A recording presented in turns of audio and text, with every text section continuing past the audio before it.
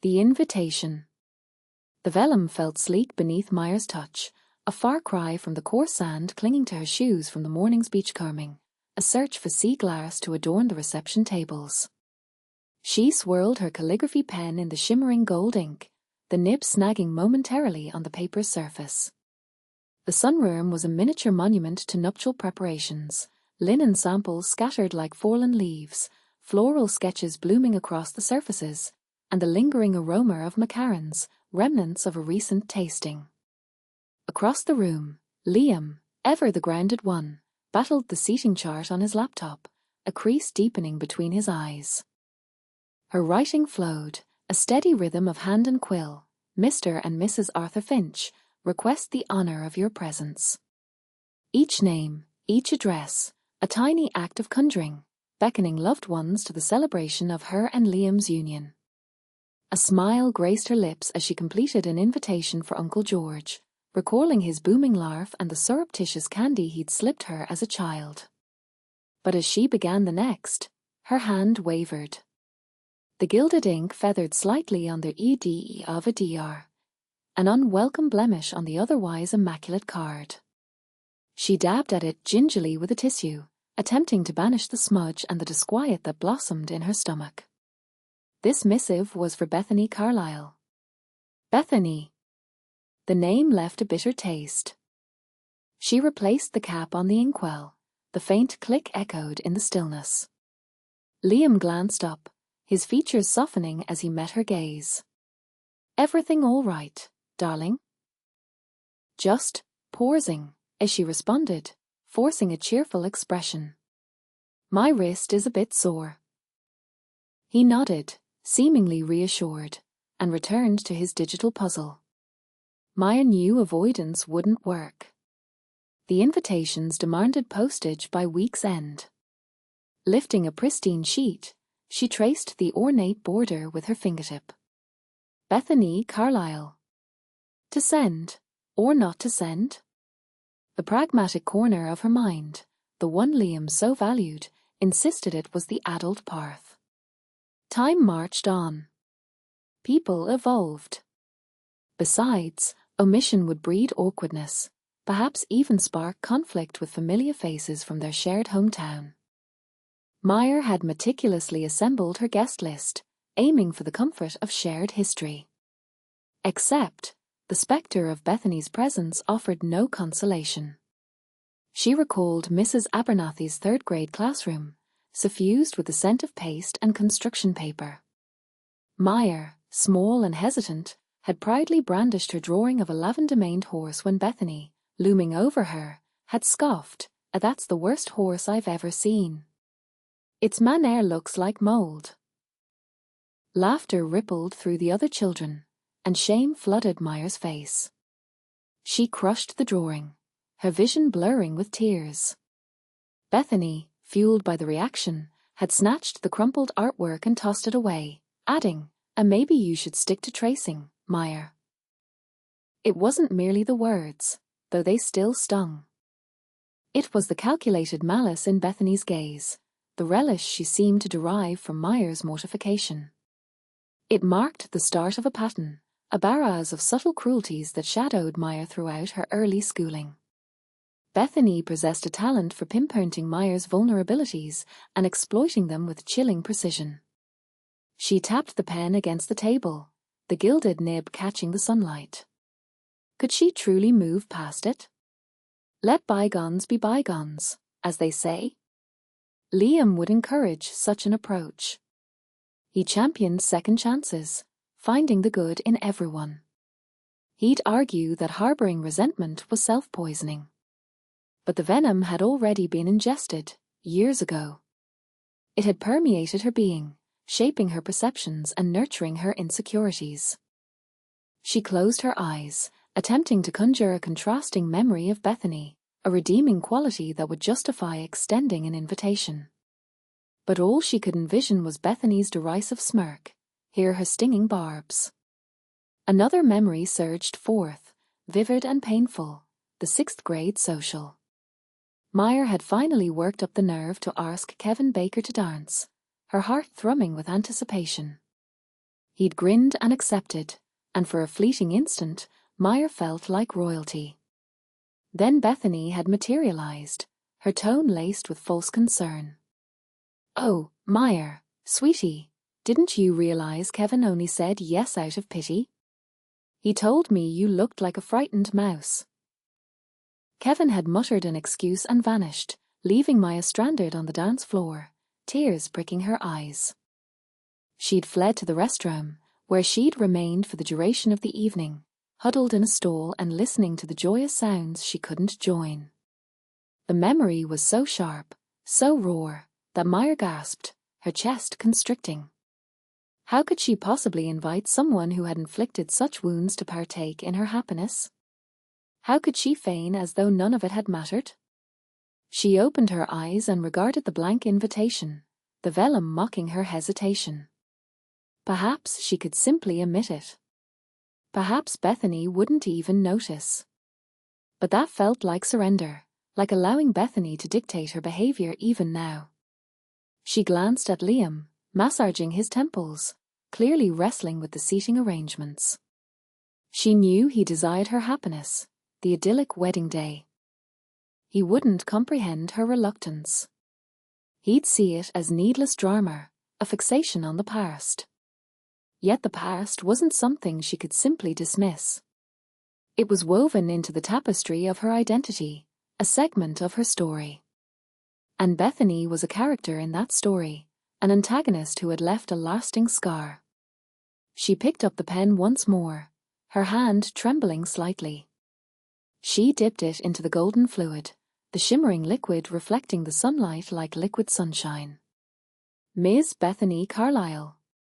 She inscribed the name, each stroke a miniature act of rebellion, a refusal to let Bethany's actions retain their hold. But as she finished the address, she hesitated anew. What if Bethany accepted? What if she graced the wedding and, what? Disrupted it? Caused a scene? Or, what if she attended and was pleasant? What if she had matured? What if she genuinely lamented her past conduct? The notion was almost more unnerving than the prospect of Bethany stirring trouble. It would compel her to confront her own biases, her own deeply rooted bitterness. She sighed, running a hand through her hair. This was more complicated than she had anticipated. She aspired to be charitable, to transcend the trivialities of the past. Yet the pain lingered, a dull ache in her core. She rose abruptly, pushing the chair back from the table. "I need fresh air," she announced to Liam, her voice betraying her inner turmoil. He looked up, his expression questioning. "Everything all right, Meyer? You seem stressed." "Just wedding jitters," as she replied, conjuring another smile. "I'll be back shortly." She exited the sunroom, abandoning the invitations, the seating chart, and the half-eaten macarons behind. She needed to clear her thoughts, to break free from the stifling pressure of her history. She stepped onto the balcony, the refreshing ocean breeze a welcome contrast to the stale air inside. Leaning against the railing, she surveyed the boundless azure expanse. The surf crashed against the beach, a hypnotic rhythm that both calmed and agitated her. Closing her eyes, she envisioned Bethany's features, attempting to discern something other than the cruel, mocking gaze she remembered so clearly. But all she saw was the apparition of a vulnerable young girl on a dance floor, tears cascading down her cheeks. She opened her eyes, her decision solidified. She couldn't proceed. She couldn't invite Bethany. It was too significant a demand of herself. It was too great a risk to take. She turned to re-enter the apartment, to inform Liam of her decision. But as she reached for the handle, she noticed something that arrested her movement. A small, ivory envelope rested on the welcome mat, partly obscured by a potted plant. It bore her name, penned in graceful, flowing script. Curiosity eclipsing her apprehension, she retrieved it. The return address was simply A.B. Carlyle. Her heart hammered against her ribs as she tore open the flap. Inside was a single card, crafted from substantial, high-quality paper. "Dearest Meyer," it began. "I realize this is probably the last thing you expected to receive, but I felt compelled to reach out. I heard about your upcoming wedding, and while I do not presume to be invited, I wish to extend my sincere congratulations."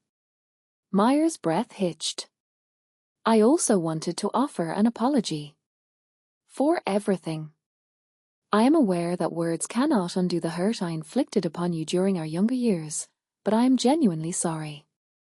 I was insecure and unkind, and I projected it onto you. There is no justification for my behavior, and I have regretted it ever since."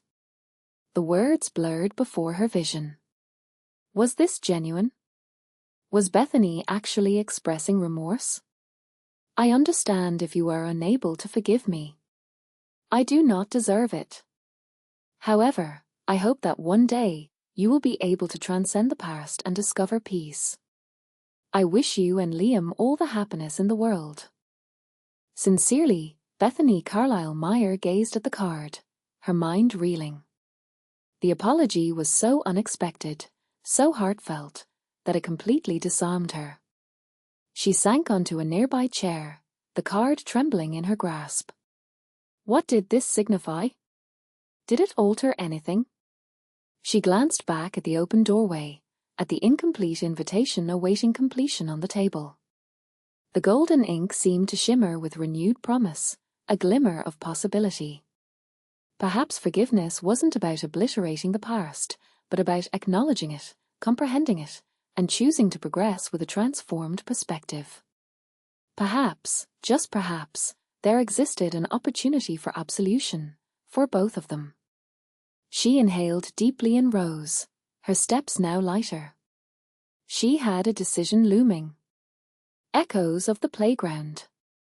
Heat waves radiated from the blacktop, blurring the edges of the playground.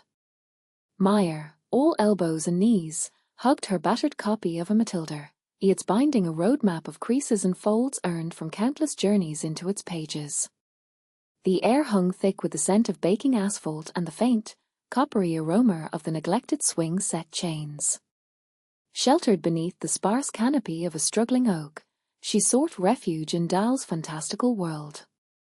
Still buried in a book, Wormwood? The voice, sharp as shattered glass, obliterated Meyer's focus. Bethany, though she insisted on Chloe, loomed, a sneer marring her flawless features. Sunlight gilded her meticulously styled blonde hair, creating a deceptive aura, a stark contrast to the malice glinting in her gaze. Jessica and Emily, her ever-present shadows, echoed Chloe's amusement. Meyer's stomach lurched. Instinctively, she cradled the book protectively. "Leave me alone, Chloe," as she mumbled, her voice barely audible. Chloe drifted closer, her designer sandals whispering against the hot ground. "What are you escaping into now? Some ridiculous tale where the runt gets crowned queen? Face it, Meyer, some dreams stay dreams." Giggles erupted from Jessica and Emily, their laughter ricocheting through the deserted space. A flush crept up Meyer's neck, a heat intensified by more than just the August sun. Chloe had a knack for making her feel invisible, a speck of dust readily dismissed. "It's a wonderful story," Meyer defended, her eyes glued to the well-worn cover. Chloe snatched the volume, holding it as if it carried contagion. "Matilda? Seriously? Aren't you a bit past the picture book stage, Wormwood?" She riffled through the pages, her expression one of exaggerated distaste. "Look at these drawings. So juvenile." She flung the book back, its corner connecting with Meyer's temple. Meyer recoiled, a fiery sting erupting on her skin. She massaged the spot, fighting back the tears that threatened to spill. She refused to yield. Give it back, Chloe. Or what? Chloe taunted, invading Myers' personal space, her eyes like chips of ice. Gonna sob? Scuttle off to Mommy? Jessica and Emily snickered, their eyes bouncing between the two girls, primed for the anticipated drama. Maya rose, her fists clenched. Small for her age, she was dwarfed by Chloe's presence. Yet, a flicker of defiance, a tiny ember, ignited within her. Just leave me alone, Chloe. Please, just go. Chloe affected an air of innocence, her eyes widening in mock surprise. But Maya, we're just having a little bit of fun. Right, girls? Jessica and Emily bobbed their heads enthusiastically, smiles sharp and hungry. Chloe reached out and worried at Maya's t-shirt, a faded hand-me-down from her cousin, perpetually too large. And what is this? Did you dress in the dark? Looks like something my great-aunt would wear. She yanked harder, the threadbare fabric straining. Honestly, Maya, you'd think with your mom breaking her back all day, she could spring for some new clothes. But maybe some people just have no sense of style. The words struck Maya with the force of a blow. She was acutely aware of her family's limited resources. She knew her wardrobe couldn't compete with Chloe's. But hearing it vocalized, laced with such contempt, felt like a gut punch. Her composure crumbled, and the tears she'd fought back now welled, blurring her vision. Leave her alone, Chloe. The voice, resonant and assured, sliced through the oppressive atmosphere. David, a classmate, stood a few feet away, his brow creased in a frown. He was taller than Chloe, all angles and limbs, but a quiet determination radiated from him. Chloe rolled her eyes skyward. Oh, look, it's our valiant knight in shining armor, here to save the damsel. David ignored the sarcasm dripping from her words. I said, leave her alone. He advanced, positioning himself as a buffer between Chloe and Maya. Chloe scoffed derisively. What are you going to do about it, David? Run and tattle to Mrs. Henderson? David remained steadfast, his gaze unwavering. Just go, Chloe. Nobody wants you here. For a fleeting moment, Chloe seemed unsure. She flicked a glance at Jessica and Emily, seeking their reinforcement. But David's steadfastness had altered the power dynamic. His lack of fear rattled her. With a final, venomous glare, Chloe spun on her heel and stalked away, Jessica and Emily glued to her side like shadows. Whatever, as she tossed over her shoulder. You're both pathetic. Maya stood, trembling, her cheeks slick with tears. She watched as Chloe and her entourage vanished around the building's corner. David turned to her, his expression softening. Are you okay, Maya? She could only nod, unable to find her voice. The shame was a suffocating weight in her chest. He knelt and retrieved her book, extending it to her. Here you go. As Maya took the book, her fingers brushed against his. His touch was surprisingly warm, reassuring. She's just awful, Maya finally whispered, her voice thick with emotion. David simply shrugged. Yeah, she is. Don't let her grind you down. She's not worth it. Maya glanced up at him, touched by his unexpected kindness. Thanks, David. A shy, slightly awkward smile illuminated his face, causing a strange flutter in her stomach. No problem. You really like that story? Maya nodded, clutching the book tightly. It's my favorite. Maybe we could, talk about it sometime, he suggested, shuffling his feet self-consciously. If you wanted to. A faint smile bloomed on Myers' face. "Yeah," she replied. "I'd like that." The shrill bell signaled the end of recess, unleashing a torrent of children from the building, their shouts and laughter filling the air. David hesitated a beat, then turned and headed toward the entrance. Meyer observed him as he walked away, a wave of gratitude washing over her. He had been her champion when no one else dared. He had shown her compassion when she felt utterly vulnerable.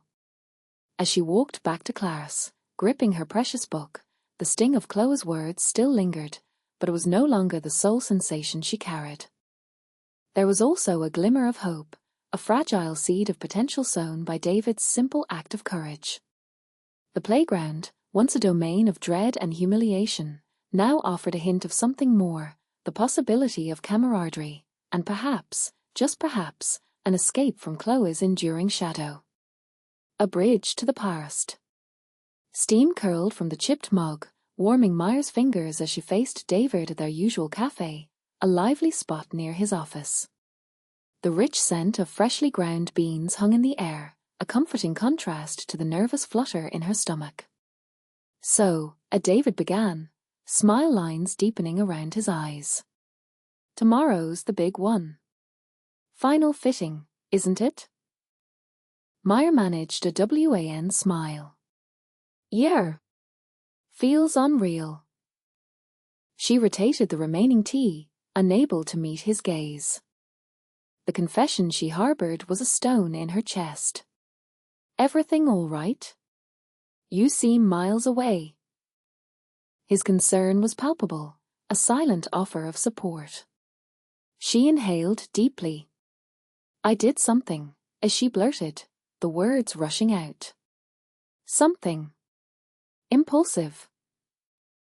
David's expression softened, a slight furrow creasing his brow.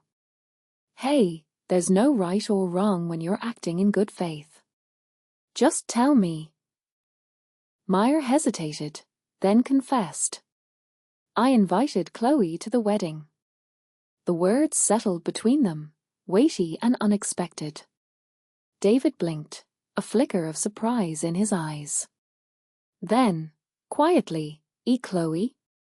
Chloe from grade school?" A flush of shame crept up Meyer's neck as she nodded. "The tormentor herself." He leaned back, absorbing the news.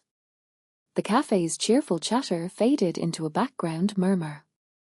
"Meyer, why would you do that?" She circled the mug's rim, searching for clarity. "I don't know. Maybe for some sense of completion. I've been thinking about her a lot. About everything that happened. It's like a constant shadow, and I just need to confront it, I guess. And perhaps she's different now. Maybe the years have changed her."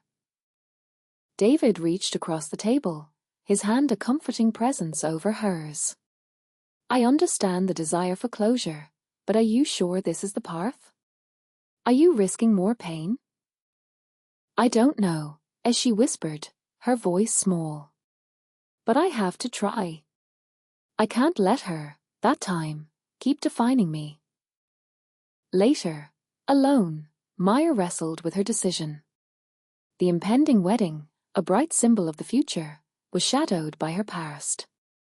The invitation to Chloe felt like an act of desperation, an attempt to exorcise a lingering demon. She pictured Chloe's reaction, disbelief, perhaps anger, or maybe even a hint of remorse. The possibilities spun in her mind like a broken record, hope warring with dread. She insisted to herself it wasn't about absolution, not entirely. It was about reclaiming her story, about proving she was no longer the frightened child in the schoolyard. Rising, she moved to her writing desk. Moonlight bathed the neat stack of invitations, the creamy paper smooth beneath her fingers. Chloe's invitation sat apart, addressed and sealed. The pen felt substantial as she composed a brief note. "Chloe, it's been a long time. I'm getting married. I'd like you to be there." Meyer. Simple. Direct.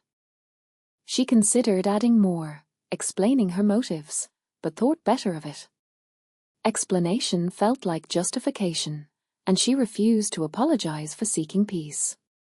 Refolding the note, she slipped it into the envelope, pressing it firmly closed. She gazed at the name, inscribed in her steady hand, a name that had once conjured only fear. The next morning, Meyer walked to the corner mailbox. The metal felt slick and cold. Cars rushed past, blurring into a smear of colors. The envelope felt impossibly heavy, as if containing her entire past and future. This is it. No turning back. She opened the flap and dropped it inside. The muffled thud resonated in the quiet air. As she walked away, a flurry of wings erupted from a nearby tree, birds scattering against the sky in a frenzied dance. She watched them vanish into the distance, a mix of liberation and apprehension washing through her. The invitation was sent, her fate set in motion. Now, all she could do was endure the wait. The following days dragged, each moment thick with suspense. Meyer obsessively checked her phone, email, and mailbox, both expecting and dreading Chloe's reply. She tried to immerse herself in the wedding plans, the seating arrangements, floral designs, and vows, but Chloe's name, her face, remained a persistent echo in her thoughts. One afternoon, while examining fabric samples with her mother, Meyer found herself snapping over a trivial disagreement about an ivory hue. "Darling, what's wrong?" her mother asked, her voice laced with concern. "You've been so on edge lately." Meyer sighed, the fight dissipating. "It's nothing, Mom. Just wedding stuff." But it was far more than just wedding jitters. It was the weight of her past, the uncertainty of what might come, and the dread of reopening old wounds. It was Chloe. Always Chloe. She knew she couldn't keep her mother in the dark. So, she confessed. Her mother listened patiently, her expression inscrutable. When Meyer finished, she took her hand, offering a gentle squeeze. "You're a good soul, Meyer," as she said softly. "You possess a generous heart. But sometimes, even the best of intentions can go awry. Prepare yourself for that possibility." Meyer nodded, acknowledging the truth. She knew the risks. She knew inviting Chloe could be a mistake. But it was a risk she had to take, for herself. As her wedding approached, the tension intensified. Meyer was plagued by nightmares, vivid and unsettling, depicting Chloe's arrival at the ceremony, disrupting everything, shattering the delicate facade of joy she'd so carefully built. Trembling with dread, she confided in David. "What if she comes, David? What if she destroys everything?" He embraced her, his arms a haven from the storm. "She won't, Meyer. I won't permit it. This is your day. Our day. And we're not going to let anyone, not even Chloe, steal it." His words soothed her anxiety, reminding her of the love and support surrounding her. She closed her eyes, grounding herself in the present, releasing the fear and doubt threatening to engulf her. She had extended an invitation to her childhood tormentor. Now, she had to confront the ramifications, regardless of what they may be, and pray that she hadn't made a monumental error. Sarah's warning. The hotel room pulsed with the frenetic energy of pre-wedding preparations. Hairdryers buzzed like angry wasps, a miasma of hairspray choked the air, and the overworked air conditioning unit fought a losing battle against the rising tide of bridal party jitters. Meyer, perched precariously on the edge of a floral chaise lounge, attempted a grounding breath, but her chest felt vice-like. "This is still utter madness," as Sarah pronounced, her voice a sharp blade cutting through the commotion. She patrolled before Meyer, a whirlwind of agitation swathed in a plum-colored silk robe. Completely, undeniably insane. Meyer blinked, the meticulously applied eyeshadow feeling like lead weights. We've discussed this, Sarah. No, sweetie, you've pontificated. I've been biting my tongue raw, trying to endorse your quest. But Chloe Davies? At your nuptials? It's like handing a lit match to an arsonist at a bonfire. She's not an arsonist, Meyer murmured, almost inaudibly. Figure of speech. You grasp my meaning. She was wretched. Beyond the pale. Sarah halted her pacing, her gaze laser-focused. You haven't forgotten, have you? Forget? Impossible. The memory of her actions was an open wound, a constant reminder of past insecurities. Of course not. Then, why on earth would you extend an invitation? What possible benefit could arise? Sarah's voice gained altitude, reaching a near-hysterical pitch. Meyer sighed, massaging the bridge of her nose. I explained. I want to confront her.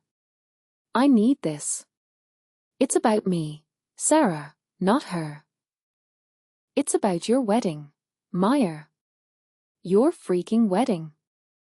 This day is meant to be the pinnacle of joy, not some bizarre therapy session starring your own personal tormentor. Sarah's hands flew upward in exasperation. The science fair? Ring any bells? The memory slammed into Meyer, unwelcome and vivid.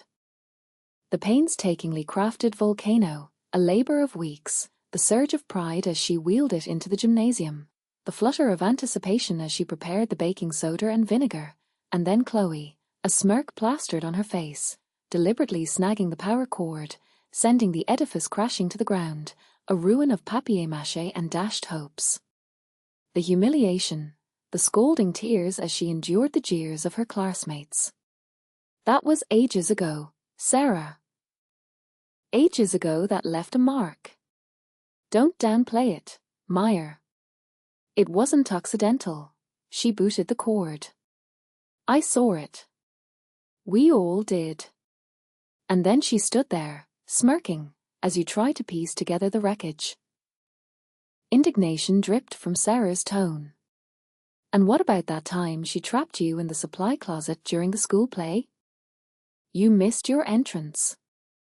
You were slated to be the fairy queen, dispensing glitter and bestowing blessings. Instead, you were trapped, pounding on a door, struggling to breathe, while Emily Carter butchered your role. Emily Carter, who couldn't even memorize 2 lines. Meyer winced.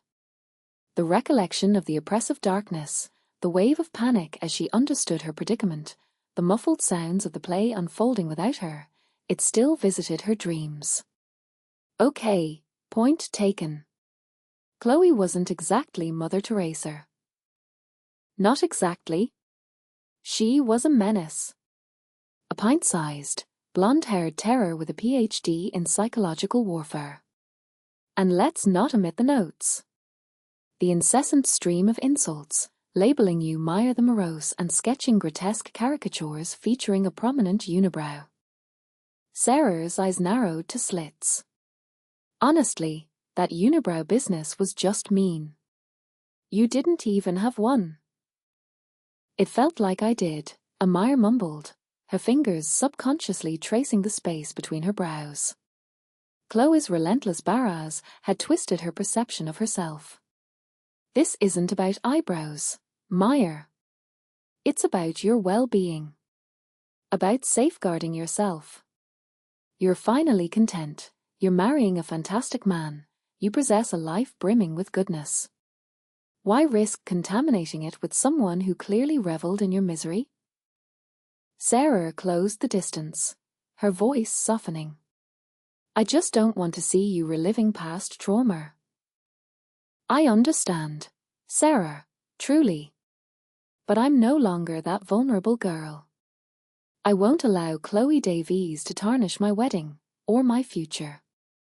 I'm stronger now. Myra attempted to infuse conviction into her words, but even to her, they rang somewhat false. Stronger how? By extending an invitation and handing her a golden opportunity to embarrass you in front of everyone you hold dear? Sarah threw her hands skyward in abject surrender. What if she orchestrates a scene? What if she delivers a slurred toast detailing every perceived flaw from your childhood? What if, she won't, Amaya interjected, striving for a confidence she lacked. I'm operating on the assumption that she's evolved. That she's not the same person she was then. And if that assumption proves false? What then? Have you prepared yourself for the possibility that she's still the same malicious little viper? Roar, protective anger laced Sarah's voice. Myra hesitated, the force of Sarah's worries weighing her down. She hadn't truly confronted the scenario where Chloe remained unchanged, clinging to the same venom, the same urge to inflict suffering. She had been so fixated on her personal drive for absolution, on demonstrating her own progress, that she had neglected to fully consider Chloe's potential to shatter her carefully assembled happiness. A chill snaked down Myra's spine, despite the room's warmth. Doubt, an unwanted companion, seeped into her resolve. Had she committed a colossal error? Had she opened a can of worms, unleashing a wave of negativity destined to stain her wedding day, and perhaps her life ahead?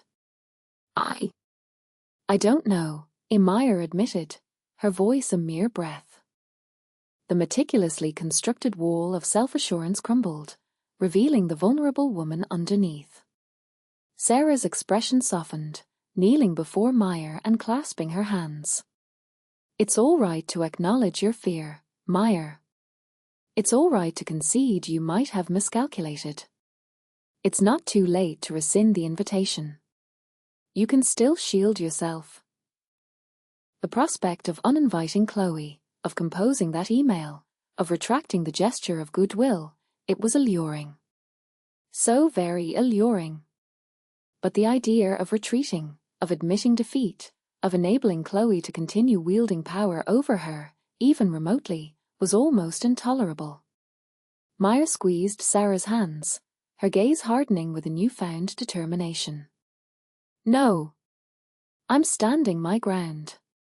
I need to see this through. Sarah scanned Meyer's eyes, her face a blend of concern and grudging acceptance. Then make me a promise, Meyer. Promise me that if she sparks even a flicker of discord, if she utters a single cutting remark, if she so much as casts a dismissive glance your way, you will tell me. And I will personally escort her out of this wedding, kicking and screaming if needed. Meyer smiled, a genuine smile that lit up her face. I promise. But hopefully, it won't come to that. But even as she spoke, a shard of doubt lingered. A tiny, persistent voice whispered, "Oh, what if Sarah's right? Wedding day jitters." The morning sun, an inquisitive observer, slanted through the floral drapes, striping the bridal suite with light. Peals of laughter, bordering on hysteria, ricocheted as Meyer perched on a velvet stool, her reflection fractured with nervous energy in the aged mirror. Her bridesmaids, a flurry of silk robes and champagne-fueled energy, orbited her like diligent worker bees around their queen. Sarah, practicality personified, scrutinized the seating chart yet again, a persistent frown creasing her brow. Just verifying, as she muttered, dodging Meyer's gaze. Making sure everyone is accounted for. The unspoken tension, concerning Chloe, lingered like a phantom. Relax, Sarah, Amaya responded, her tone a shade too buoyant. It'll all be perfect. She willed herself to project composure, but her fingers fretted with the lace edging of her robe. Perfect, she mused, if you could ignore the potential for a dramatic entrance. Across the room, Emily, the designated makeup artist and eternal optimist, smoothed concealer beneath Meyer's eyes. There! Radiant.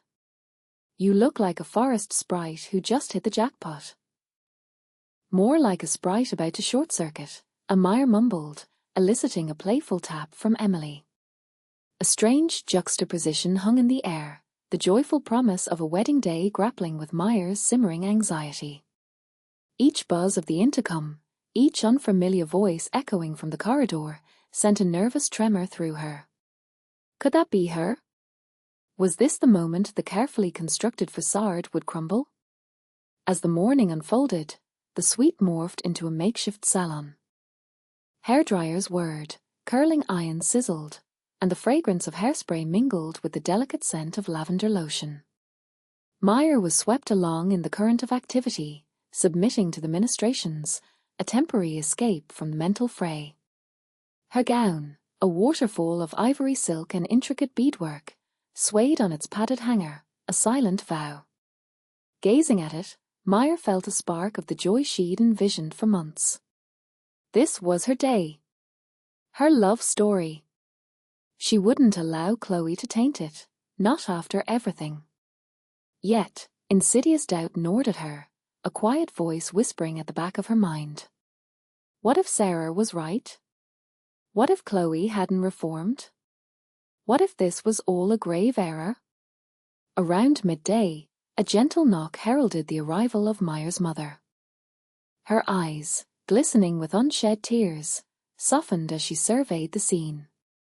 My beautiful girl, as she murmured, enveloping Meyer in a comforting embrace. You look utterly luminous. Meyer clung to her mother, drawing strength from her unwavering presence. I'm terrified, she admitted, the word a mere breath. Her mother squeezed her hand reassuringly. Of course, you are. It's a momentous occasion. But you've got this, sweetheart. You're resilient, you're kind, and you deserve every happiness. The words were soothing, a salve to her raw nerves, yet they couldn't completely dispel the spectre of Chloe that shadowed the day. Later, as Meyer was finally being helped into her dress, a hush descended upon the room. The significance of the moment settled around them, a palpable shift in the atmosphere. Sarah, momentarily forgetting her earlier worries, assisted Meyer with the delicate buttons that secured the back of the gown. You look astonishing, as she said, her voice thick with emotion. Truly captivating. Meyer offered a weak smile. Thank you. Moments later, a different knock, more tentative this time. David. Meyer's heart leaped. He entered the room, his gaze widening as it landed on her. He was a vision himself, dashing in his custom-tailored suit. He crossed the room, took her hands in his, and looked at her with an intensity that stole her breath. Why, he whispered, his voice roughened with emotion. You are absolutely breathtaking, Meyer. Even more stunning than I ever imagined.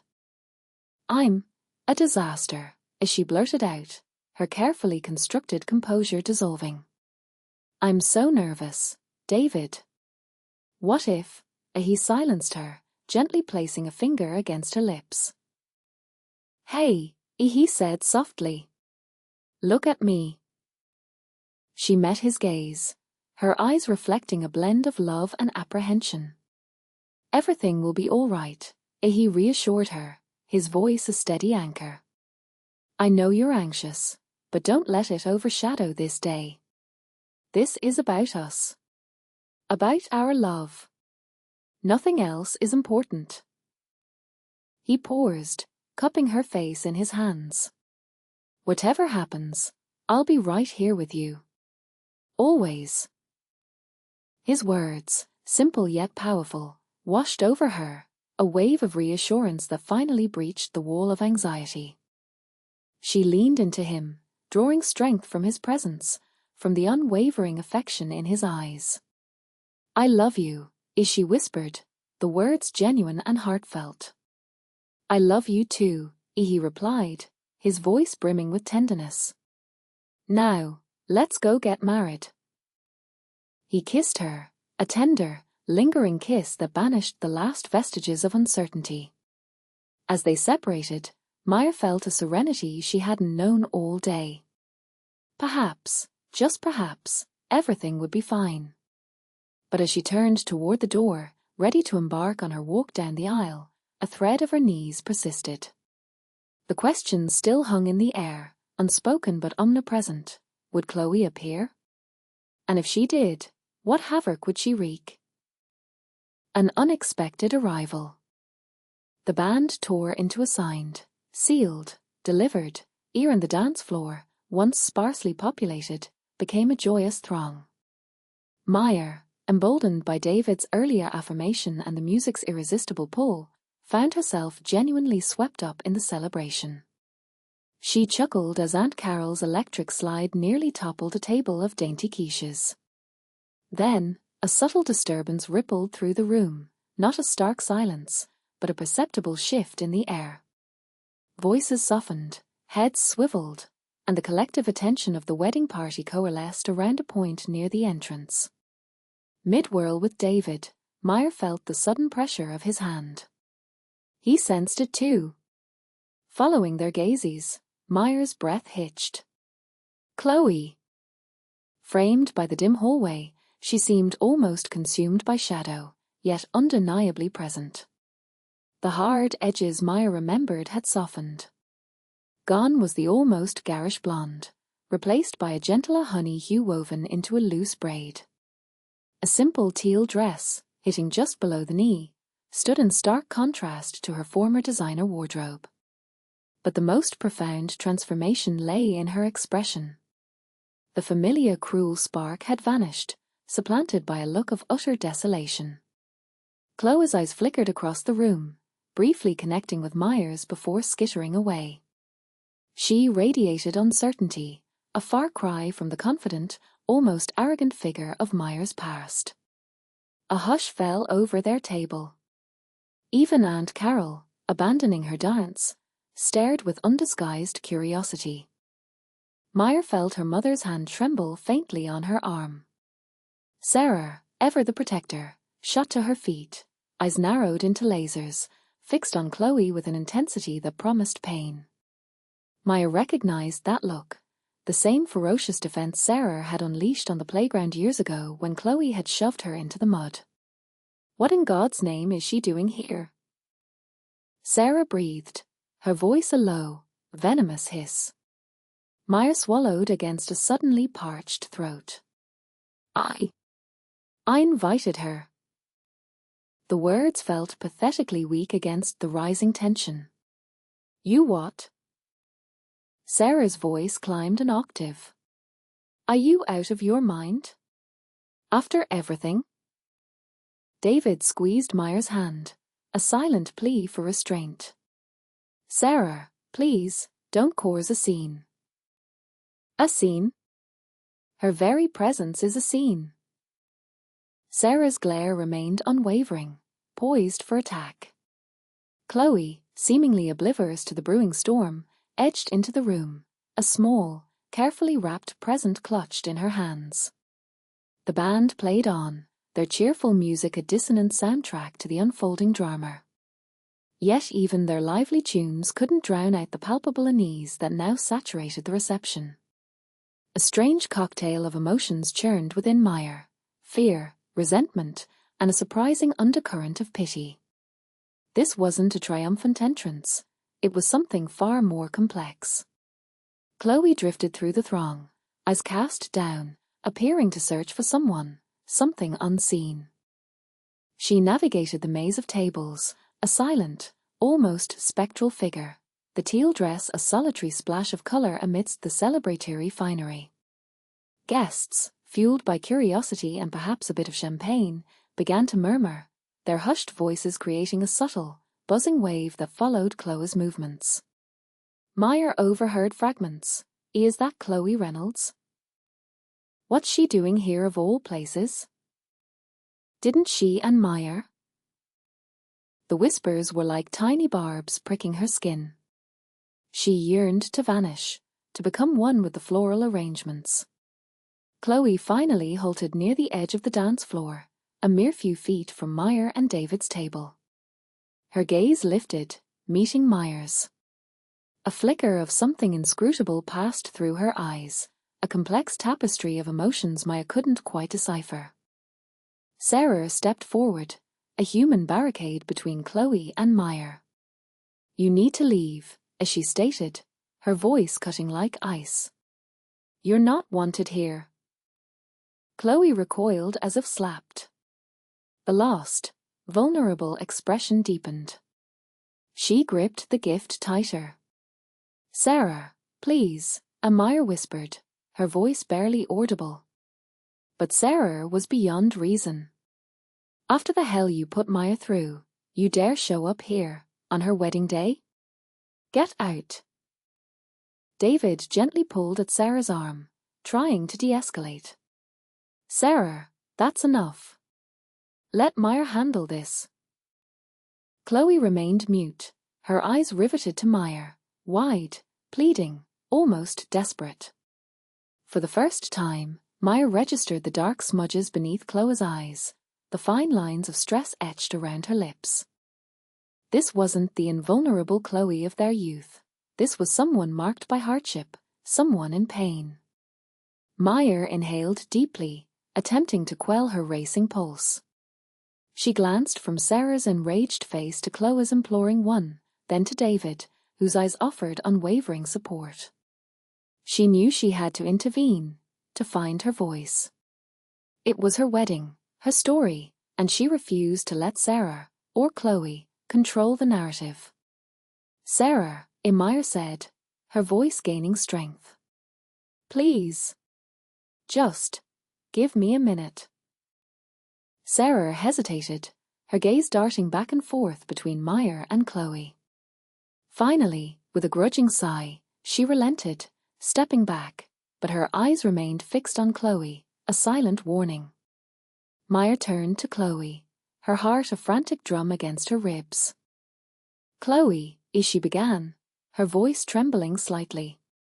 What brings you here?" Awkward greetings. The air vibrated with unspoken histories. Sarah, a protective bulwark of tightly leashed rage, positioned herself a pace behind Meyer, ready to defend, yet affording her daughter the space to speak. Chloe, in contrast, resembled a foreign court in a snare, her gaze flitting nervously around the opulent tent, avoiding Meyer's direct line of sight. "Chloe," Meyer began, her tone remarkably even despite a tremor betraying her composure. "Thank you for coming." The words echoed with a hollow politeness, a veneer concealing years of tangled resentments. Eventually, Chloe's eyes flickered towards Meyer, a fleeting, almost shy connection. "Meyer. Congratulations." Her voice, softer than Meyer recalled, lacked the viper's snap that had populated her worst dreams. A weighty quiet settled, broken only by the distant pulse of a Motown song. Meyer indicated, with a sweep of her hand, the elaborate floral artistry, those towering edifices of white roses and hydrangeas, personally curated by Sarah. "The flowers. Do you like them?" A ludicrous inquiry, the kind exchanged between acquaintances at a social gathering, not addressed to the woman who had poisoned her childhood. Chloe's gaze followed the gesture, pausing on a particularly complex arrangement. "They're exquisite," as she breathed, almost reverently. "Everything is. You've done a remarkable job." The compliment, jarring in its unexpected sincerity, left Meyer adrift. Was it genuine admiration, or a novel, more insidious form of torment? "Thanks," Meyer mumbled, toying with the delicate trim of her gown. She couldn't quite summon the courage to meet Chloe's eyes, sensing a painful vulnerability. Every fiber of her being urged retreat, to widen the gulf between herself and this woman. Yet, she remained planted, held captive by a bewildering blend of curiosity, bitterness, and a desperate longing for resolution. Sarah's throat clearing was a sonic boom in miniature. Chloe, as she drawled, her tone laced with thinly disguised animosity. Chloe winced, her posture subtly collapsing. Mrs. Kapoor, she offered, her voice barely audible. Indeed, it has been. The tension crackled like static electricity, sharp enough to draw blood. Meyer felt the oppressive weight of her mother's disapproval, a silent caution to proceed carefully. But she also recognized a burgeoning sense of agency, a need to steer the conversation away from outright conflict. "Mom," Meyer interjected gently, placing a steadying hand on Sarah's arm. "Why don't you go greet Auntie Davy? I believe she was searching for you earlier." Sarah paused, her eyes narrowed in shrewd assessment. Finally, with a sigh born of reluctance, she conceded. "Very well, Meyer. But I'll remain close." She leveled one final, withering look at Chloe before melting into the throng of guests. The silence returned, denser and more suffocating than before. Now, only Meyer and Chloe occupied this space, adrift in a sea of revelry. Meyer inhaled deeply, attempting to calm her agitated pulse. So, as she began, striving for a light tone. "What prompts your visit, Chloe? After all these years?" Chloe shifted, her gaze still riveted to the floral displays. I wish to offer my congratulations," as she admitted, her voice barely cutting through the music. "And ere to express my regret." The word hung, unbidden and unsettling. Regret. A sentiment Meyer had spent years anticipating, a word she had replayed endlessly in her imagination. Yet, now that it had finally materialized, it felt insufficient. Too little, too late. Regret? Meyer echoed, a note of skepticism clinging to her voice. For what, specifically? The relentless taunts? The fabricated stories? The calculated cruelty designed to make my adolescent years unbearable? Chloe's shoulders slumped further, her posture defeated. For everything, as she whispered, thick with emotion. I was despicable. I recognize that. And I am profoundly sorry. Maya scrutinized her, struggling to reconcile the contrite figure before her with the heartless girl she remembered. It was a near impossible task. Had Chloe genuinely transformed? Or was this simply another performance, a renewed attempt at manipulation? Why now, Chloe? Meyer pressed, a sharp edge to her tone. Why offer amends after all this time has passed? Chloe finally locked eyes with Meyer, her gaze overflowing with a raw, naked vulnerability that took Meyer by surprise. Because, as she confessed, her voice shaking. Because I've carried this burden for years. The guilt. It has consumed me. I needed to voice it. I needed you to understand how deeply sorry I am. Meyer continued her appraisal, seeking any flicker of deception. But all she discerned was genuine suffering, remorse, and a desperate plea for absolution. Could she pardon Chloe? Could she release the years of anger and resentment that had defined her? It's not so straightforward, Chloe, Meyer replied, her voice softening, but remaining guarded. You cannot simply utter sorry and anticipate a clean slate. I understand, Chloe replied, tears welling. I don't expect your forgiveness. I needed you to hear my words. The music surged, the band breaking into a vivacious rendition of Assigned, Sealed, Delivered. Around them, guests laughed and swayed, oblivious to the charged exchange occurring in the tense periphery. Meyer looked directly at Chloe, truly saw her, and recognized not the childhood tormentor, but a broken, penitent woman. Thank you, Meyer breathed, the words barely audible. For articulating that.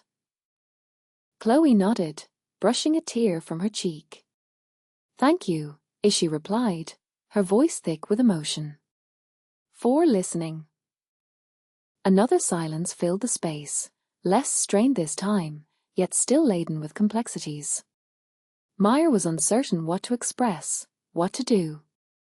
She had braced herself for anger, confrontation, perhaps even an outburst. But she had not foreseen this quiet, almost heartbreaking supplication. Would you care for a drink? Maya asked, surprised by her own offering. Chloe's head lifted, her eyes wide with wonder. A drink? She repeated, as though struggling to process the words. Yes, Maya confirmed, forcing a smile. Let me get you something. And then perhaps we can talk further. Chloe hesitated for a beat, then gave a slow nod. Very well, she said, her voice a mere whisper. Very well, Maya. That would be pleasant. Maya guided Chloe toward the bar, the animosity between them diminishing incrementally with each stride. The path to reconciliation appeared long and uncertain, but for the first time in years, Maya detected a flicker of optimism. Perhaps, just perhaps, she could finally consign the past to history. The ceremony. The chapel organ surged, a brassy proclamation that resonated deep within Maya's sternum. Sunlight, fractured by stained glass, cast kaleidoscopic patterns across the cream-colored aisle. She inhaled deeply, a blend of lilies and candle wax coating her palate, and found her father's waiting gaze. A lifetime of affection and steadfast support shone in his brimming eyes. Offering his arm, a gesture etched in her memory, he waited. This was the precipice, the dawn of a new existence. As they began their measured steps forward, the room swam in her vision. Faces emerged and receded, Aunt Carol, blotting her eyes with delicate lace, the booming Uncle Joe, David's relative, grinning ear to ear, Olivia, her steadfast best friend, offering a subtle nod of encouragement from her position as maid of honor. And then she spotted her, Chloe. Tucked away near the rear, partially obscured by a structural pillar, she commanded Maya's attention. Her skin looked as fragile as porcelain in the filtered light. The vibrant auburn hair Maya remembered appeared dull, extinguished. It was a stark contrast to the Chloe who dwelled in her memories. This Chloe appeared diminished, exposed. Maya wrenched her gaze away, locking onto David at the altar. His smile was incandescent, his eyes mirroring the day itself. He was her steady ground, her sanctuary. He was everything she yearned for. The walk stretched on, both impossibly protracted and agonizingly swift. Each step carried her closer to David, closer to the future she craved, but further from the past that haunted her. Reaching the altar at last, her father squeezed her hand, then placed it within David's. Protect her, he breathed, his voice thick with emotion.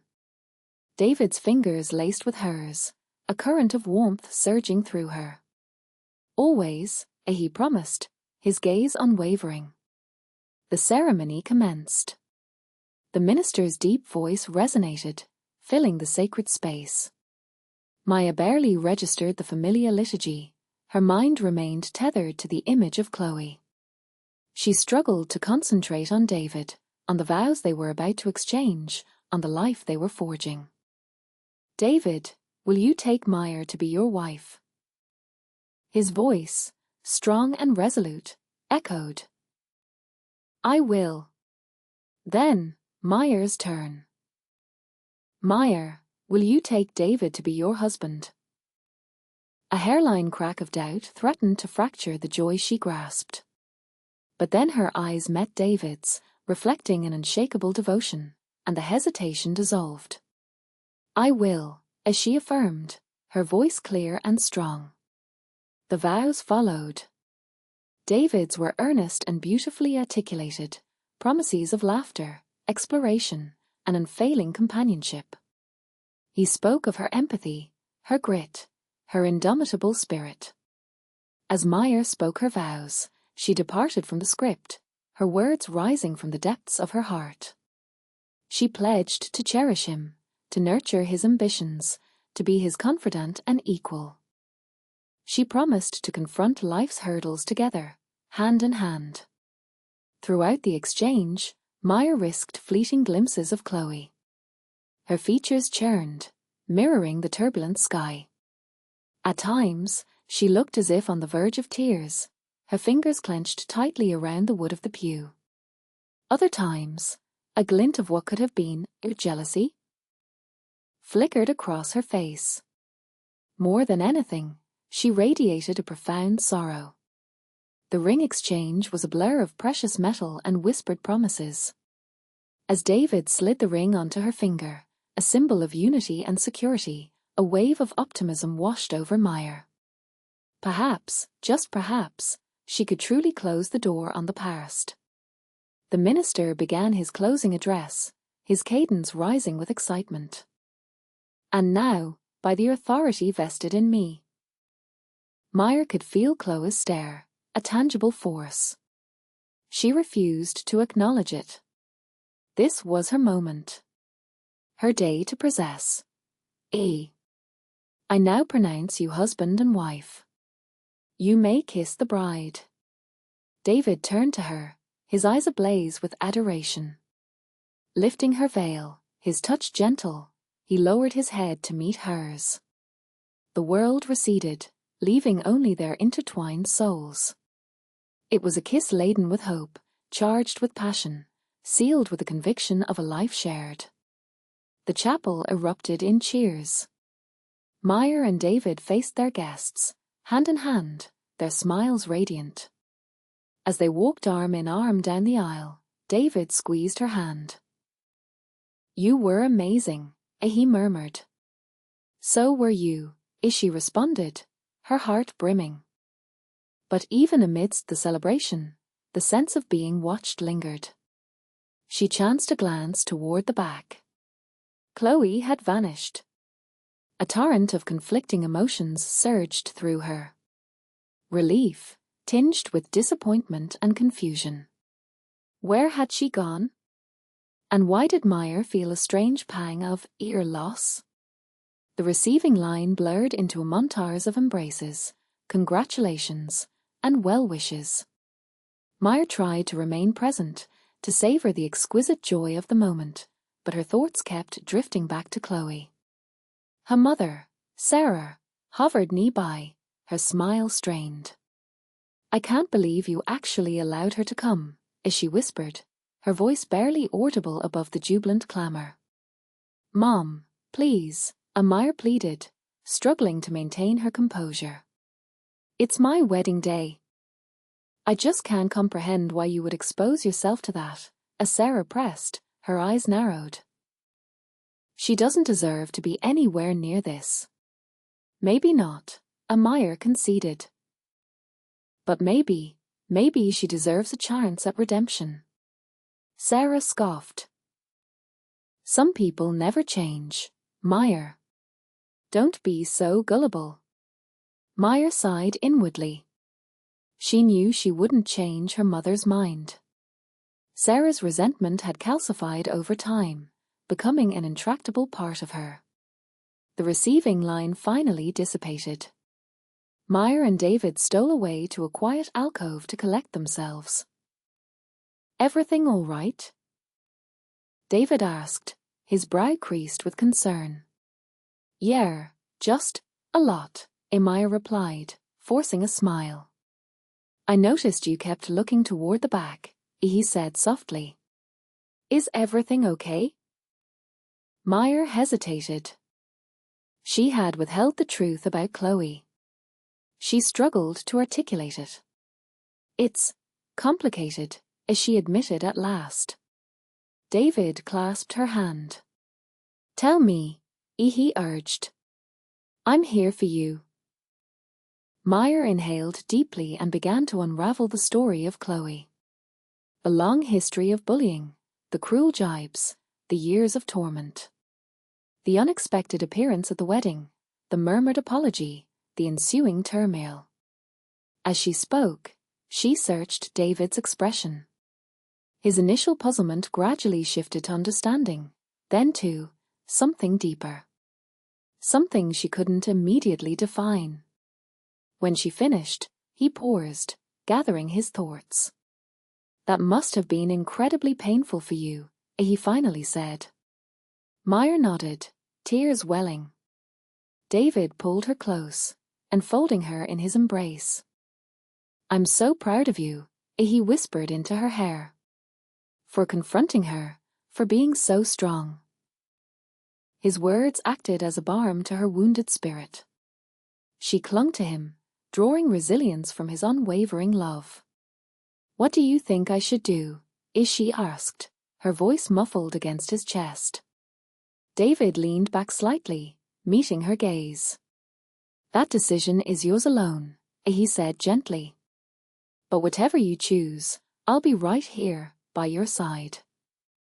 Meyer knew he meant it. He would stand by her, regardless. But the central question lingered. What path should she take? Should she attempt to forgive Chloe? Offer her a fresh start? Or simply turn away, consigning the past to oblivion? Vanishing act. The opening chords of Ear at last cascaded from the speakers, an auditory embrace that enveloped Meyer and David. He clasped her hand, the corners of his eyes deepening into endearing creases as he drew her near. A blink, and the anxieties, Chloe, her mother's silent disapproval, simply dissolved. Only they remained, gently swaying beneath the twinkling canopy of fairy lights. David's hand, a reassuring anchor, rested at the base of her spine. "You're radiant, Mrs. Cohen," he breathed, his warm exhalation caressing her ear. A genuine laugh bubbled from Meyer's throat. "And you, Mr. Cohen, are devastatingly handsome." She nestled closer, inhaling his distinctive aroma, sandalwood interwoven with that indefinable essence that was uniquely David. They revolved slowly, the dance floor a sanctuary amidst the joyous whirlwind of the celebration. She attempted to fixate on the happiness, the realization of their shared dream, but Chloe's presence echoed in the background, a subtle discord beneath the surface melody. Meyer half expected to find her lingering at the periphery, a phantom from the past. "A thought for your pretty head?" David's question was soft, laced with concern. Meyer hesitated.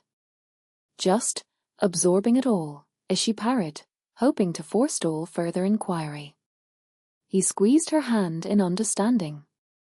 "Same." Silence descended as they danced, the music a gentle current carrying them. David's gaze, unwavering, shone with an adoration so palpable it felt almost substantive, a stark contrast to the hollow look she had witnessed in Chloe's eyes earlier. Nearing the end of the piece, Maya spotted her. Chloe stood by the dessert display, a small plate holding a slice of cake. She wasn't eating, merely observing Meyer with an inscrutable expression. Meyer's stomach tightened. Then, as if aware of being watched, Chloe offered a fleeting, almost apologetic smile before turning and swiftly exiting through double doors leading to the gardens. "Everything all right?" David asked, noticing her change in demeanor. "Fine," Meyer answered a tad too hastily. "Just need some water." As applause punctuated the song's finale, David bestowed a lingering, gentle kiss that momentarily quelled her anxieties. But as he turned to greet guests, Meyer's gaze flickered back to the receding figure. Feigning a sudden thirst, she excused herself. David, ever solicitous, volunteered to fetch her a drink, but she insisted on retrieving it herself, needing the excuse to move, to dispel the disquiet that had taken root. A crush of celebrants surrounded the bar, all clamoring for the bartender's attention. Meyer edged through the crowd, seizing a bottle of water from a chilled container. Pivoting, her eyes swept the room, seeking Chloe. Vanished. Meyer advanced toward the rear of the hall, her pace quickening. Reaching the double doors, she pushed them open, stepping into the cool embrace of the night.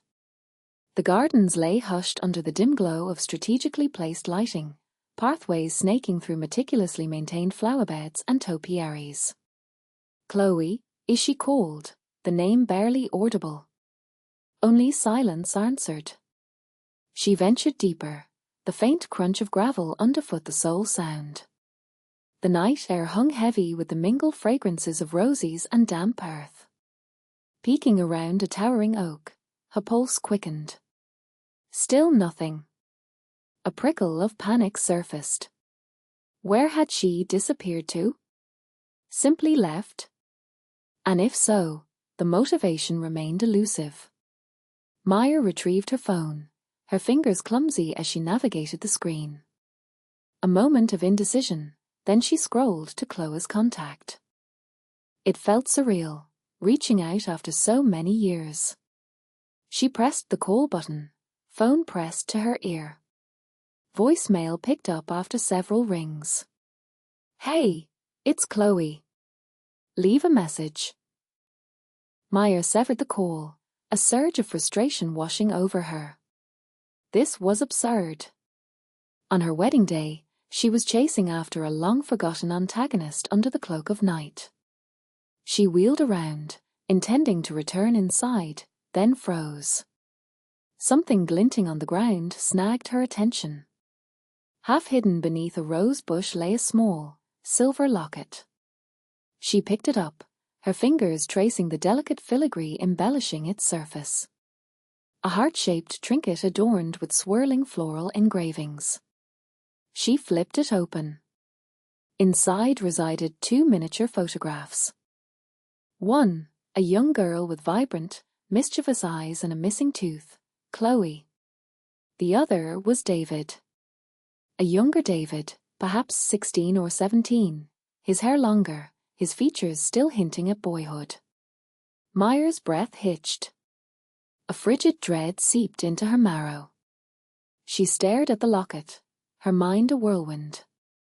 What did this signify? Why would Chloe possess a picture of David?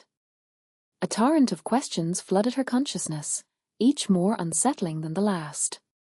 The disparate fragments of the past seemed to be aligning, forming a disturbing image she desperately resisted acknowledging. The sounds of the reception, once vibrant, now seemed muted, distant. The laughter and conversations of her guests diminished to a dull, indistinct hum. Alone in the garden, clutching the locket, she felt the crushing weight of its implications. Find Chloe. She had to uncover the truth. Yet, a nagging voice whispered in the recesses of her mind, "Did you truly want to know?" Secrets unveiled. A cloying rose perfume permeated the air as Meyer followed the winding path further into the manicured garden. The locket pressed into her palm, searing with unspoken anxieties. Had David been aware of Chloe's secret longings? Had their bond run deeper than friendship alone? Every rustle of foliage, each cricket's trill, amplified the frantic drumming in her chest. Then, she spotted her. Chloe was near the ancient oak, its branches reaching upward like beseeching limbs in the fading light. Fairy lights cast an unearthly glimmer on her face, unable to conceal the stark anguish carved there.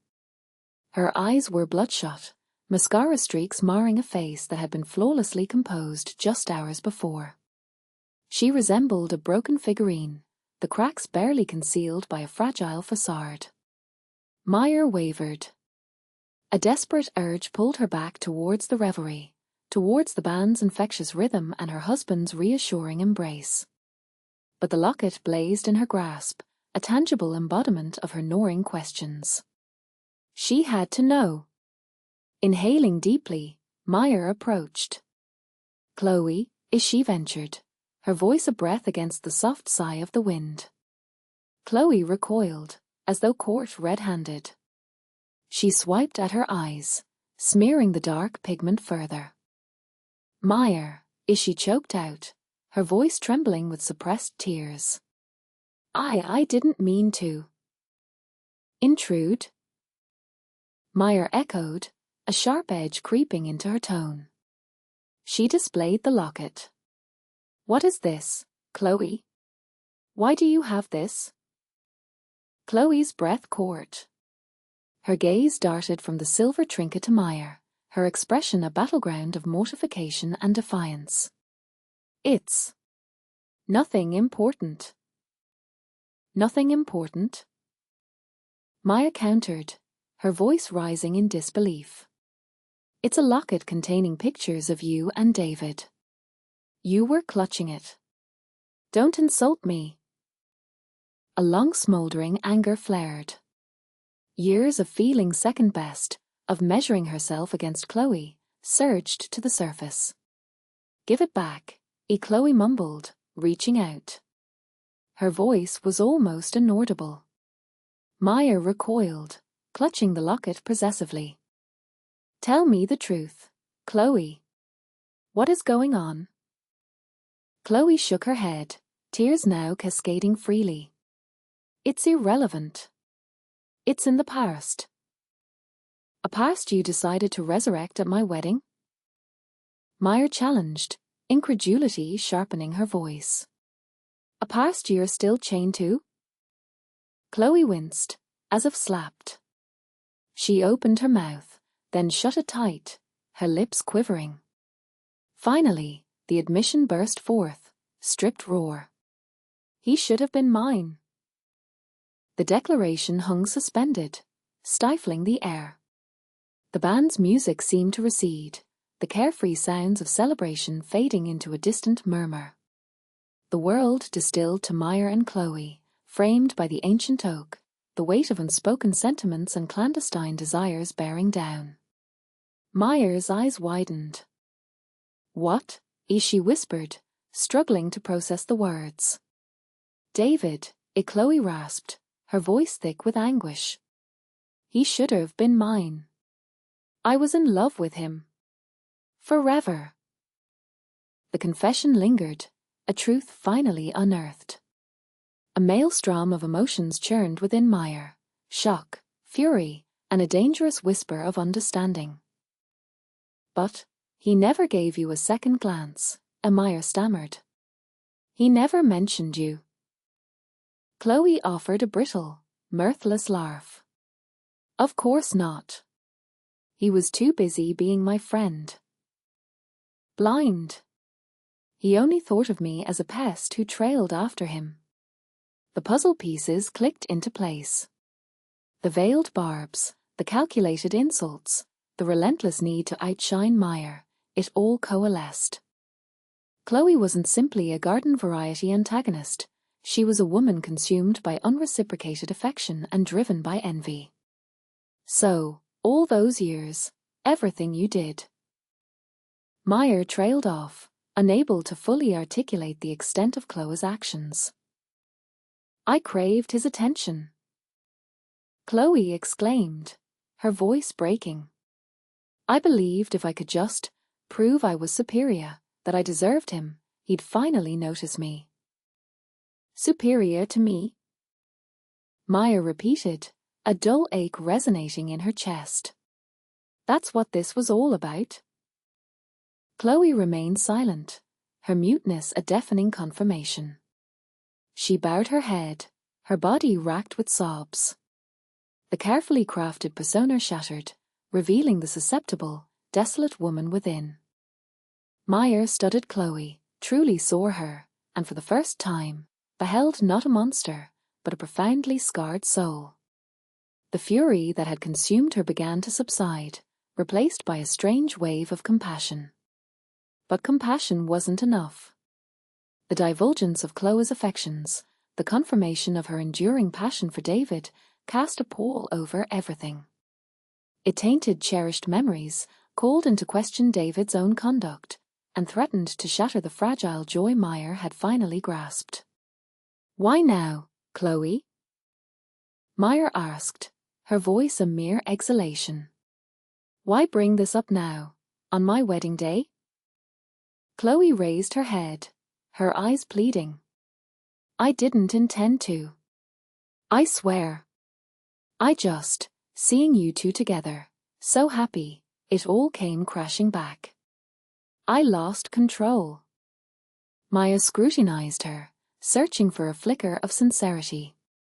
Was this a genuine contrition, or merely another ploy? Could she ever truly pardon Chloe for the years of torment, for the suffering she had inflicted? The strains of music wafted from the marquee, a celebratory melody that felt like a cruel taunt. She couldn't remain in the garden forever, trapped in this agonizing confrontation. She had a wedding to resume, a husband awaiting her.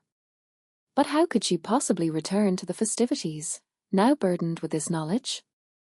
The locket, still clenched tightly in her fist, felt heavier than ever, a perpetual reminder of the unearthed secrets, the unresolved questions. The confession. It began, or a lifetime ago, Meyer. Chloe's voice scraped against the silence, the confident facade she usually wore fracturing like sun-baked clay. She avoided Meyer's gaze, fixating on a stray fibre clinging to the opulent carpet. Before the taunts, before all of this.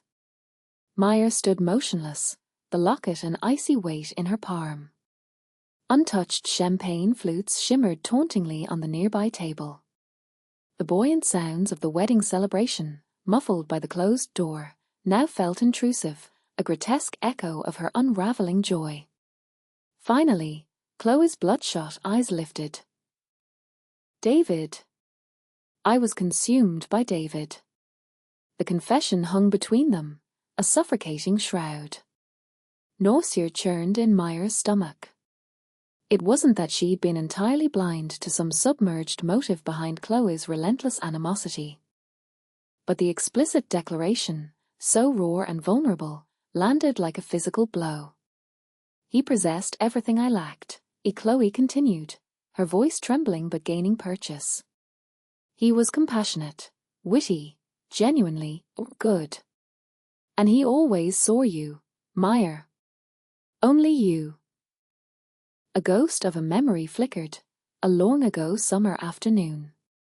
David and she doubled over in laughter beside the babbling creek, constructing a makeshift dam. She recalled the sun-kissed highlights in his hair, the unforced warmth of his smile. Chloe, a phantom figure, had lurked on the far bank, obscured by the weeping willow's curtain. Their delighted cries must have rasped against her nerves. David's effortless affection, the casual sweep of a stray hair from Meyer's forehead, felt like a calculated offense. For weeks, she'd orchestrated encounters, loitering near him in the library, signing up for the same committees, all to little avail. His attention remained laser-focused on Meyer. Her young hands had clenched into fists, nails biting into her skin. A searing wave of envy had coursed through her. It wasn't merely possessing David she craved, it was inhabiting Meyer, to wield that innate magnetism that drew him like iron to a lodestone. She'd spun on her heel and fled, their laughter pursuing her, an incessant reminder of her perceived failings. The memory dissolved, leaving Meyer with an unexpected hollowness. So absorbed in her own bliss, she had utterly missed the silent storm raging within Chloe. I know there are no justifications, Chloe uttered, her voice fracturing. But witnessing you two, your obvious happiness, it ignited such fury. It felt like you held everything, and I was bankrupt. So, you chose to poison my existence? Meyer questioned, her tone devoid of inflection. Yes, Chloe breathed, barely audible. I was monstrous. I spewed vile words, committed terrible acts. And I'm profoundly, deeply sorry.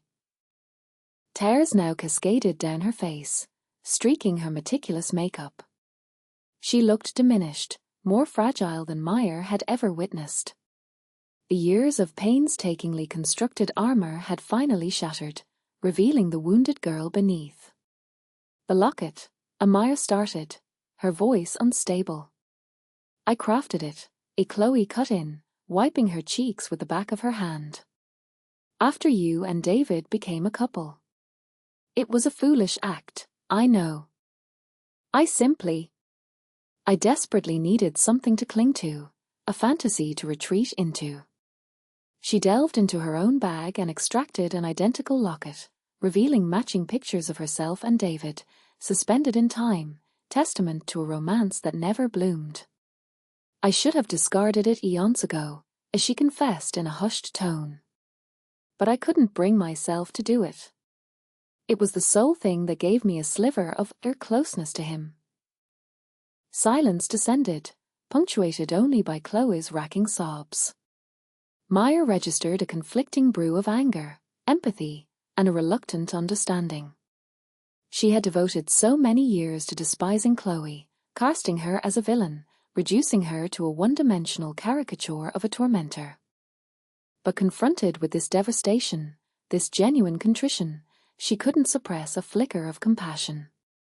"Why this moment, Chloe?" Maya asked, her voice gentler now. "Why reveal all of this now, on my wedding day?" Chloe drew a shuddering breath. "Because I could no longer bear the weight. Observing your radiant joy, knowing that I was still harboring all this venom, it was consuming me from within. I had to unburden myself. I had to seek your absolution." She sank to her knees, hands clasped in desperate plea. "Maya, I'm so sorry for everything I inflicted upon you. Driven by jealousy, crippled by insecurity, I lashed out at you in the most unforgivable ways. I am unworthy of your pardon, yet I implore you to grant it regardless." The sight of Chloe, kneeling before her, tears streaming like a broken dam, was both unnerving and heartbreaking. This bore no resemblance to the self-assured, vindictive Chloe she had known. This was a broken woman, yearning for redemption. Maya gazed down, her heart a knot of conflicting emotions. Could she offer forgiveness? Could she genuinely relinquish all the pain, all the resentment she had carried for so long? Her thoughts turned to David, waiting downstairs, blissfully unaware of the drama unfolding in the bridal suite. She thought about their future, the life they had forged, the love they shared.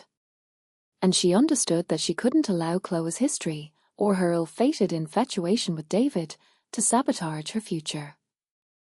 "Stand up, Chloe," Amaya commanded, her voice firm. Chloe's tear-filled eyes flickered with nascent hope. I can't guarantee complete forgiveness," Amaya continued. "Your actions wounded me deeply. They have shaped my very being in ways you cannot comprehend." She paused, inhaling deeply. "However, I am prepared to attempt it. To endeavor to move beyond this, to release the anger and bitterness. But understand, this does not erase the past. It does not render everything acceptable." Chloe nodded, tears still coursing down her face. "I comprehend. I ask not for you to forget. I merely wish for you to know that my remorse is genuine." Maya extended her hand and helped Chloe rise. The contact was hesitant, awkward, but it signified a beginning. "Thank you, Maya," Chloe whispered, her voice thick with emotion. "Thank you for extending me a chance." Maya managed a strained smile. "Now, dry your tears," as she instructed. "And let's repair the damage. You wouldn't want to mar your dress." Compassion and forgiveness. The air, thick with Jasmine's cloying perfume, pressed down, a palpable representation of Chloe's shattering admission.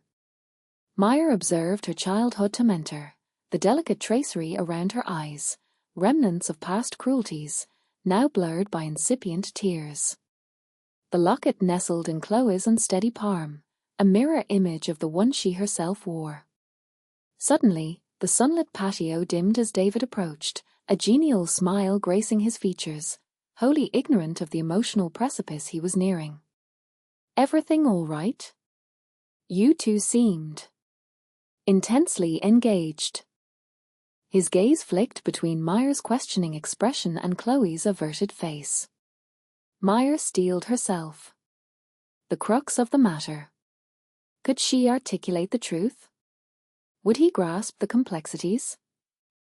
"David," as she began, her voice surprisingly firm, "Chloe and I were simply ironing things out. Certain historical issues required airing."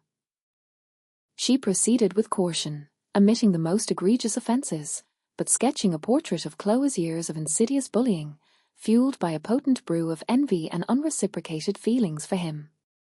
She touched on the matching lockets, emblems of Chloe's concealed desire. David listened, his brow furrowed with concern, offering no interruptions, no incredulous gasps or angry outbursts. He simply absorbed the narrative, his eyes fixed on Myers. When she concluded, a protracted silence descended, broken only by the cicadas' rhythmic drone from the adjacent garden. Finally, David shifted his attention to Chloe, his face softening with an unexpected tenderness. He knelt, placing a reassuring hand on her forearm. "Chloe," he murmured, his tone earnest and heartfelt, "I had no inkling. Not the slightest. I'm so sorry you bore this weight alone for so long." Chloe looked up, startled. Expecting recrimination, perhaps even disgust, she encountered this quiet empathy. I don't deserve your understanding," as she choked out, her voice thick with emotion. "I was monstrous. I made Myers' life a misery." "You were a child," David responded gently. "A misguided child who was in pain. We all stumble, Chloe. The challenge lies in learning from those missteps." He paused, then added, "And in striving to atone." His words hung suspended, a lifeline extended to someone adrift. Chloe gripped the locket tighter, the cool metal a small source of solace against her trembling skin. Meyer watched, the tight knot of anxiety in her chest gradually loosening. David's profound capacity for understanding, for extending absolution, had been a primary draw. It was a quality that had initially captivated her, a beacon in her often tumultuous existence. But witnessing him offer that grace to Chloe, the architect of so much of her suffering, felt remarkable. It was a testament to his inherent goodness, a reminder of the man he was. And it was precisely what she needed to finally release the past. She stepped forward, placing her own hand on Chloe's other arm. "Chloe," as she said, her voice gentler now, David's right. We were young. What transpired, transpired. It doesn't define us forever." Chloe looked up, searching Myers' eyes for any lingering animosity. She found none. Only serene comprehension, a fragile hope for a future unshackled from the past. I don't know what to say," Chloe whispered, tears finally tracing paths down her cheeks. "I'm so sorry, Meyer. Truly sorry." Meyer squeezed her hand. "I know you are," she said. "And I forgive you." The words felt novel on her tongue, unfamiliar yet liberating. Forgiving Chloe wasn't about excusing her earlier behavior. It was about freeing herself from the tenacious grip of bitterness, about choosing to forge ahead with a lighter soul. It was about reclaiming her own joy, refusing to allow the specters of yesterday to overshadow her present. A wave of catharsis washed over Chloe, so potent it nearly buckled her knees. Years of accumulated guilt and shame seemed to dissipate, replaced by a nascent sense of possibility. "Thank you," as she managed, her voice trembling. Thank you both. David beamed. Right then, he said, clapping his hands together. How about we endeavor to savor the remainder of this glorious day? Meyer has a wedding to attend, after all. He winked, his eyes alight with affection. Meyer returned his smile, feeling a surge of love for this man who could unearth compassion even amidst the ruins of past hurts. She knew, with absolute certainty, that she was making the correct choice. Their bond possessed the strength to weather the revelations of the past, the resilience to construct a future upon a foundation of veracity and mutual understanding. She turned back to Chloe. The invitation remains open, as she stated. If you'd like to stay for the reception, you're welcome. It's an opportunity for a fresh start. Chloe hesitated, her gaze skittering nervously between Meyer and David. The prospect of celebrating alongside them, of being enveloped by their friends and family, was both intimidating and profoundly alluring. But she recognized she couldn't. Not yet. She needed space to process all that had transpired, to truly absorb Meyer's absolution and David's generosity. She needed to focus on self-improvement, to evolve into someone worthy of their acceptance. Thank you, Meyer, she replied, her voice steady despite the tremor in her hands. But I think I need to leave. I need some solitude.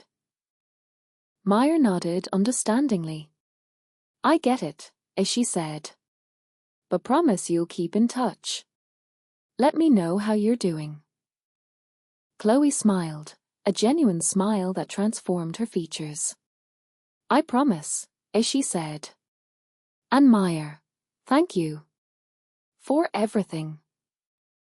She rose, returning the locket to Meyer. You should keep this, she said. It belongs with you. Meyer paused, then accepted the locket, its familiar weight grounding her in the moment. She curled her fingers around it, a symbol of the past she was now prepared to relinquish.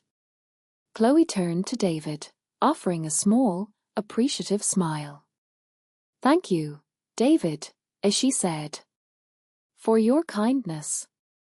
I'll never forget it. David reciprocated her smile. Take care, Chloe, he said. And don't be a stranger. With a final glance at Meyer, Chloe turned and walked away, disappearing into the throng of wedding attendees. Meyer watched her departure, a feeling of serenity washing over her. The tempest had subsided. The atmosphere was clear. And she was finally equipped to confront her future, hand in hand with the man she cherished. A new beginning. A choked sob threatened to surface, momentarily seizing Chloe's breath. Gone was the stifling air of accusation and lingering bitterness in the gazebo. It now felt washed clean. David's unexpected grace, paired with Meyer's steadfast presence, had eroded the ramparts of animosity she had so diligently erected. Stripped bare, vulnerable, she felt a lightness she hadn't known for years. I'm at a loss, Chloe managed, her voice a dry rasp. Her gaze flickered between Meyer and David, their expressions gentle with a comprehension she felt she hadn't earned. Thank you. For everything. For not despising me. For seeing potential where I saw none. The meticulously crafted facade of makeup, painstakingly applied, now felt burdensome, a mask that no longer resonated. She longed to shed it, to reveal the unadorned truth of her flaws and her yearning for change. Sorry feels inadequate, as she confessed, the words spilling out in a torrent. I can't rewrite history. But I vow to dedicate myself to becoming a better version of myself. I will strive to make amends, not just to you, Meyer, but to everyone I've wronged. I must evolve. I truly desire to be different. Her sincerity resonated, a stark departure from the calculated cruelties that had long defined her. It was as though a long-sealed valve had burst, unleashing a flood of remorse and a deep yearning for restoration. David stepped forward, offering his hand. Hesitation flickered across Chloe's face before she tentatively accepted it. His grip was firm, reassuring. "We all stumble, Chloe," he said, his eyes brimming with compassion. "The crux is to glean wisdom from those missteps and strive for improvement." Meyer affirmed with a nod, her gaze unwavering. "It'll be a challenging path," as she cautioned softly, "but you possess more resilience than you realize." Chloe squeezed David's hand briefly before releasing it, turning toward Meyer. I really should leave," she uttered, her voice thick with emotion. "I don't want to cast a shadow on your wedding. You deserve unadulterated joy." Meyer inclined her head in understanding. "Take care, Chloe." A feeble smile flickered across Chloe's lips. She turned and departed, her initial steps hesitant, then gaining assurance with each stride. She refrained from looking back. The gazebo, with its lush floral displays and subdued lighting, felt like a distant realm. She didn't belong there, not yet. As she traversed the manicured lawns, the sounds of revelry receded behind her. The cool air kissed her skin, a welcome contrast to the stifling tension of moments earlier. Reaching the property's edge, she paused, her gaze fixed on the road stretching before her. It was a long and arduous journey, she knew, fraught with challenges and uncertainties. Yet, for the first time in a long while, a spark of hope ignited within her. The possibility of reinvention.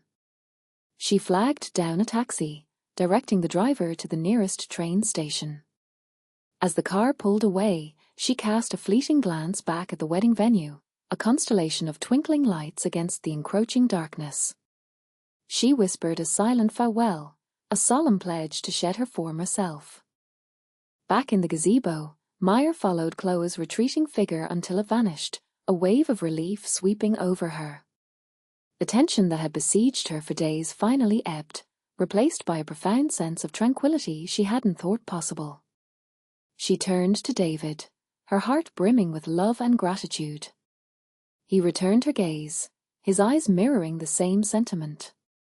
They stood in comfortable silence, simply relishing each other's presence, the unspoken understanding that had deepened their connection. "Are you all right?" David inquired gently. Meyer nodded, leaning into him. "More than all right," she responded. "I feel unburdened. Like the past has finally released its hold." David enveloped her in his arms, holding her close. "You are extraordinary, Meyer," he murmured. "You possess such strength and empathy. I am profoundly blessed to be marrying you." She looked up at him, her eyes shimmering with unshed tears. "I'm the lucky one to be marrying you," she replied. "You're the most compassionate person I know." He kissed her forehead, then the tip of her nose, and finally, her lips. The kiss was gentle, laden with love and the promise of forever. It was a kiss that solidified their bond, a testament to the tribulations they had overcome and the future they were building together.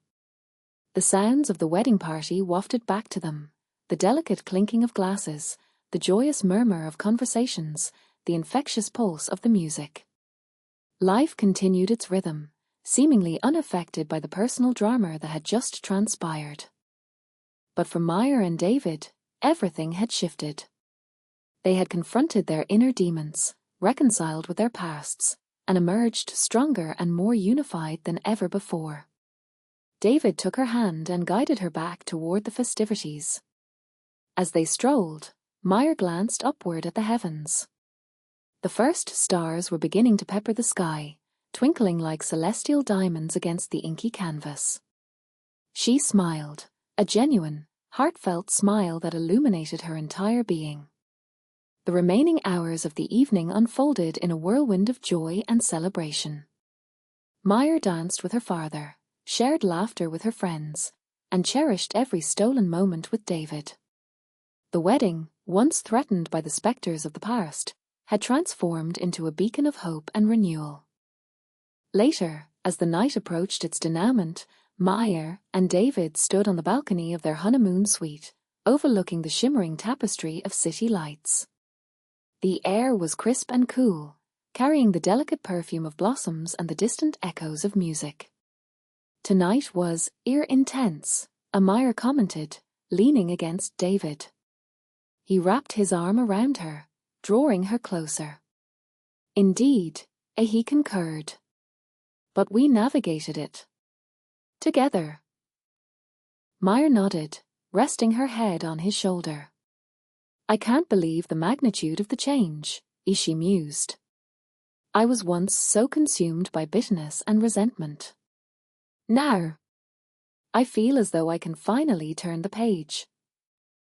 That's because you are resilient, Maya, David said, pressing a kiss to her hair. And you're surrounded by people who cherish you. They stood in peaceful silence, simply basking in each other's presence. Then, David gently turned her face toward his eyes filled with unwavering love. I eagerly anticipate spending every remaining moment of my life with you, he declared. Maya smiled, her heart overflowing with elation. As do I, she responded. They shared a deep, lingering kiss, a silent covenant promising a future brimming with love, laughter, and unwavering support. The past was relegated to history, the present belonged to them, and the future stretched before them, radiant and overflowing with potential. As their eyes met the twinkling lights of the city, they were secure in the knowledge that they could surmount any challenge, as long as they had each other. Their bond, tempered in the crucible of forgiveness and understanding, was unbreakable. They were ready to embrace their fresh start.